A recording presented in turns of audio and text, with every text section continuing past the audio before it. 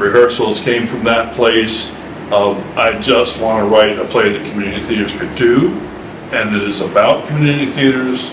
And the main thing I want to encourage all of you to do with this play is to have fun with it. Because in a way, once you know your parts, and you know your characters, and you know your lines, there's almost no way to ruin it, because they're ruining it. You know, it's a terrible play being put on by people who don't necessarily know what they're doing, and they're desperate, they have no money, and they have no set.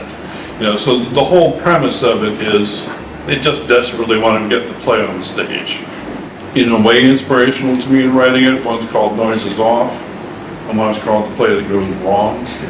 Both British plays, both very funny, but they're set in a different world, and I wanted to expose something slightly different than that. One is a so-called professional theater touring company, and one is a fairly well-established community theater just having problems. And the other problem with that play for people like you to put on is they both have extremely expensive sets. And I wanted a world in which they barely had $40 and some old lumber to build the set, and a world in which they just literally couldn't do those things.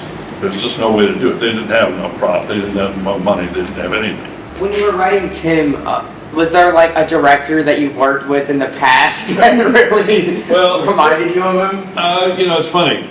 Totally different, better actor play the director in this most recent one. And it was one that after I had seen the opening night, he said, yeah, I've been channeling all the bad directors I've ever had to act good.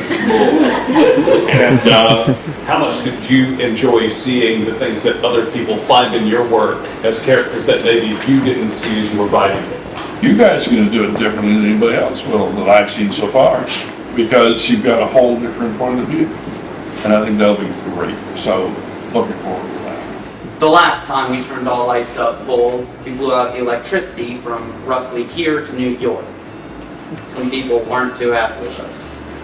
There was this great book back in the 60s that teaching in a public school called Up the Down Staircase. Ever read it?